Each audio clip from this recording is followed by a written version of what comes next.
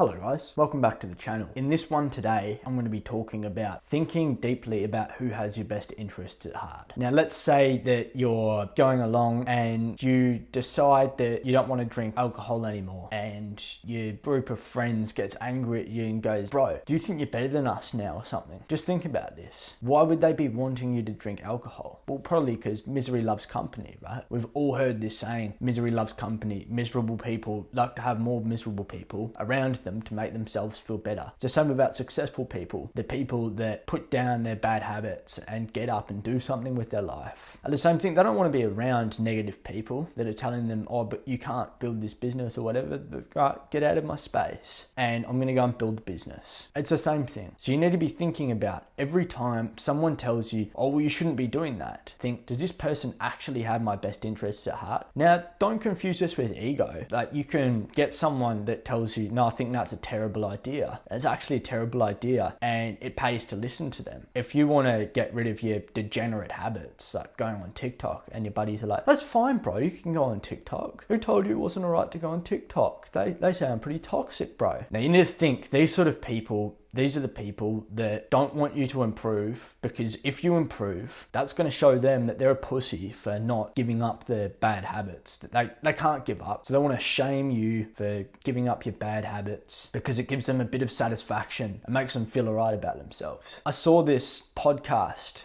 It was just a little clip, a YouTube short or something. It was David Goggins. And some guy was going, dude, I got these cookies. They're really good, man. Do you want to try? And he goes, just stop, bro. Just stop. And then he asks him, do you enjoy being fat? And he's like, yeah, I do enjoy being fat. Being fat's really fun. And he just looks at him and goes, your mind is your issue. Your mind is broken, bro. It's the reason you're a pathetic individual. If someone's coming at you going like, bro, you think that you're better than us because you don't want to go on TikTok and we all like TikTok. So look, if you're having those type of quarrels with your mates where they're trying to get you to come back to degenerate habits, you're not going to be friends with them long enough anyway. You're eventually going to ditch them. So I mean, you might as well just get over the hard part and just ditch them now. Obviously don't go Rain Man type of thing where you go, yeah, I think you guys are pathetic individuals and I don't ever wish to see you again, because then you're kind of going to be known as that guy. You'll get that reputation that, oh, this is the Rain Man type guy that has no regard to people's emotions. So don't do that. That's not a good idea. But what I will say is carefully question each one of your friends. Yes, the people closest to you, the people who hold dear, even family members. Some family members, I noticed this when I went to the gym. I was obsessed. I didn't want to hear what anyone else had to say about not going to the gym. I didn't care. To me, they were trying to get me off the grind. Now, I'm thankful I had that mindset, because if I had given in to what people were saying, I probably would have quit going to the gym. I wouldn't have put in the 3 years of going to the gym that I have now. I'd be a worse off individual. Thank the Lord for giving me that strength. If I was to just stop, give up there, listen to the haters, whatever, then yeah, I wouldn't have done as well. You've kind of got two options. If you're around a family member who's negatively impacting you, saying, oh, but bro, you're not ever going to build a business. You're not ever going to be successful. You're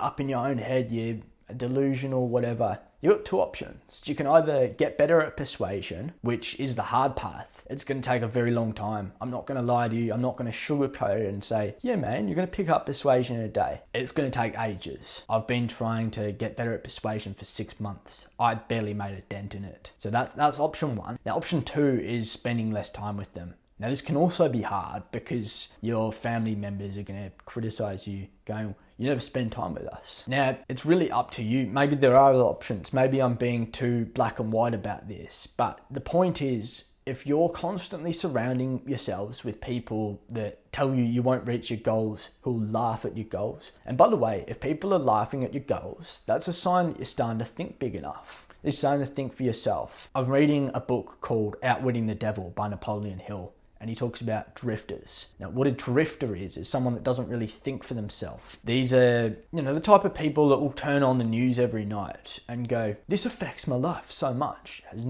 Has absolutely no impact on their life, but they consume the content because they want a bit of dopamine hit or whatever. I don't know. It's all BS. I try and stay out of arguments nowadays. So even a month or two ago, I would have been like, no, I've got to prove this individual wrong. Now I'm kind of like, well, what is the tactical advantage advantage in the situation. What can I gain from this? Oh, this person's highly disagreeable. I'm not that good at persuasion. All right, I'll let them win. I've got better things to be worrying about than, oh, well, Jimmy said that I was wrong and I was a flawed individual. All right, let Jimmy say that. Jimmy can go to bed angry. I really do not care. That's up to Jimmy. If he wants to go to bed angry, thinks the world is out to get him, good. Good for Jimmy. I'm not doing that. I'm going to get ahead of Jimmy. Now, some people will say, but you're only competing against yourself. Sure. It doesn't matter who you think you're competing against. It matters what makes you a better individual. So if I think I've got to do this because my competition's going to get ahead, then yeah, I'm going to beat the person that thinks I'm not competing against anyone, doesn't have any pressure, doesn't do the activities. So there's that way of viewing it. But I really guess just next time someone tells you shouldn't do something, think, is this person